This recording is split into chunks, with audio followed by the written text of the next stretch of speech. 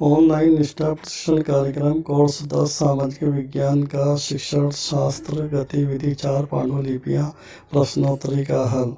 जी हाँ दोस्तों, स्वागत है आपका हमारे YouTube channel school time yes you can do के अंदर। जैसा कि आपको मालूम है, दीक्षा ऐप के माध्यम से ऑनलाइन निष्ठा प्रशिक्षण हमारे लगातार चल रहे हैं।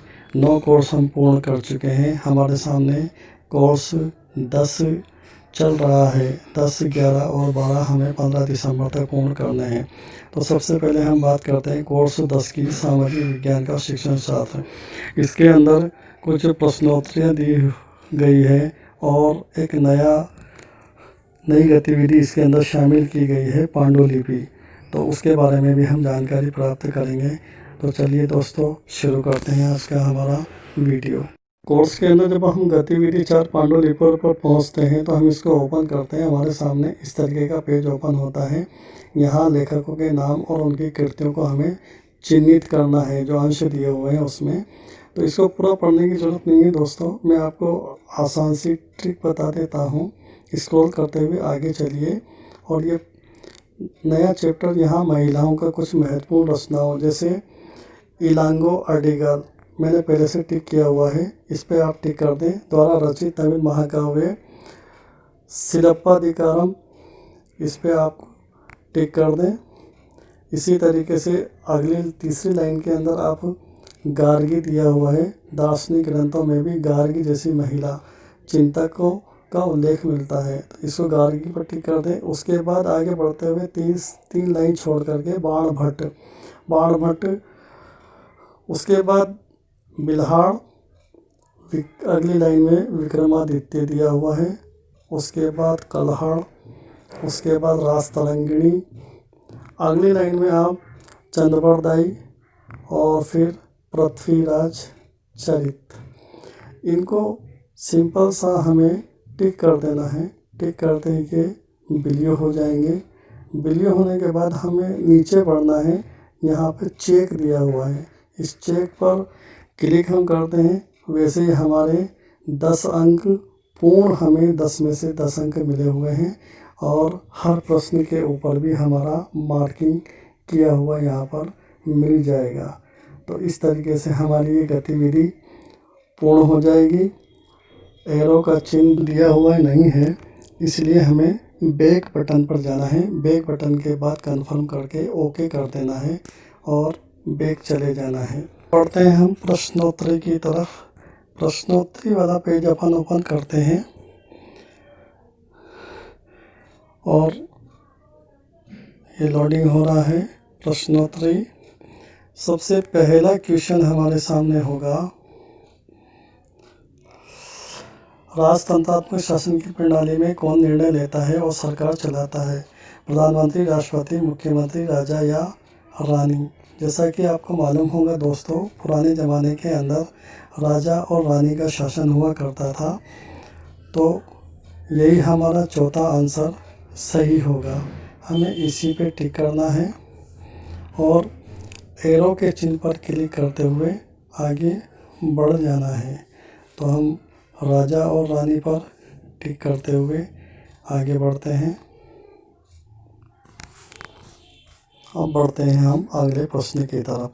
सामाजिक विज्ञान सामाजिक अध्ययन वर्ग में मॉक संसद का संचालन करने का मुख्य कारण क्या है?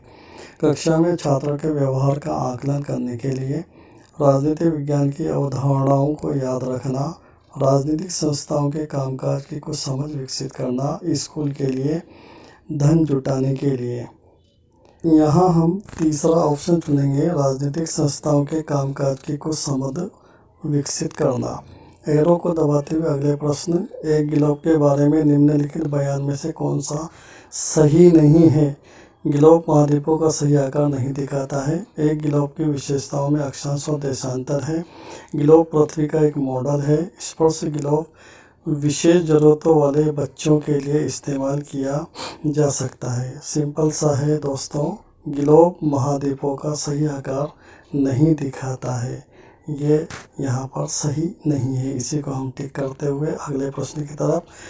23.5 डिग्री दक्षिण अक्षांश के रूप में जाना जाता है। मानक मध्यम रेखा, भूमध्य रेखा, मकर रेखा, कर्क रेखा। तो मकर रेखा सही है। अगला प्रश्न लेते हैं, निम्नलिखित में से कौन सा कथन सही है? देशांतर रेखाओं को समानांतर रेखाएं भी कहा जाता है। देशांतर की सभी रेखाएं लंबाई में भिन्न होती है। अक्षांश रेखाओं को मेरिडियन कहा जाता है। अक्षांशों की सभी रेखाएं भूमध्य रेखा से छोटी होती है। तो यहाँ पर चौथा ऑप्शन देखते हैं, अक्षांशों की सभी रेखाएं भूमध्य रेखा से छोटी होती है। चलते हैं नेक्स्ट क्वेश्चन की तरफ। कॉलम ए को कॉलम बी के साथ मैच करें और नीचे दिए गए कोड का उपयोग करके सही उत्तर का चयन करें। यहाँ एरो दिया हुआ है, कॉलम ए और कॉलम बी को मैच हमें करना है। कॉलम ए में पांडुलिपि, शिलालेख, स्मारक, स्क्रॉल करके इसको और आगे बढ़ा जा सकता है। पांडुलिपियाँ हस्तलिखित प्राचीन पुस्तकें होती है। शिलालेख पत्थरों पे लिखा जाता है, हमें पता होना चाहिए। स्मारक जो अतीत से संबंधित इमारतें होती है या चिन्ह होते हैं, उनको स्मारक कहा जाता है।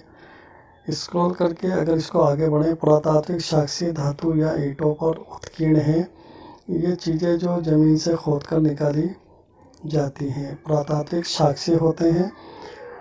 अब इसको हम मैच करते हैं, तो जैसे ए को हमने मिला दिया पांडुलिपि को 3 के साथ, हस्तलिपि प्राचीन पुस्तकें।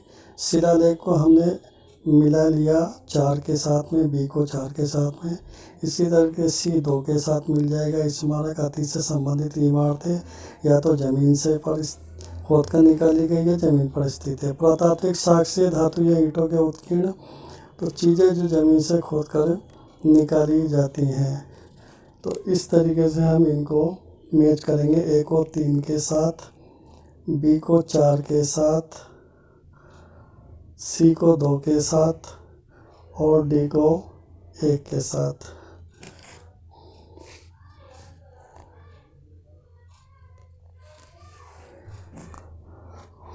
सही आंसर इसका नंबर 1 रहेगा। 1 3, बी 4, सी 2, डी 1। अगला प्रश्न, साहित्यिक स्रोत है ग्लोब, नक्शे, जानवरों की हड्डियाँ, महाकाव्य, पुराण, स्मृति, पत्थर के औजार, मिट्टी के बर्तन, जले हुए अनाज, इमारतों, गड्ढे से बने घर, सिक्का। तो महाकाव्य, पुराण, स्मृति ये साहित्यिक स्रोत होते हैं। अगला प्रश्न, विभिन्न आजीविकाओं के बारे में पढ़ाते समय निम्नलिखित में से कौन सी विधि सबसे उपयुक्त होगी? व्याख्यान विधि का उपयोग करना, बहसों का आयोजन करना, पाठ्यक्रमों को जोर से पढ़ाना, ड्रा लिखे और चर्चा करें। तो यहाँ हम ड्रा लिखे और चर्चा करें को ही सही उत्तर मानते हुए इस पर टिक करते हुए आगे बढ़ते हैं अगले क्वेश्चन की तरफ। कौन सी विधि शिक्षार्थियों द्वारा इस सीखने के प्रतिफल की योग्यता को प्राप्त करने के लिए सबसे सटीक होगी? जांच करना कि क्या लोगों के पास जीविका कमाने के समान अवसर हैं।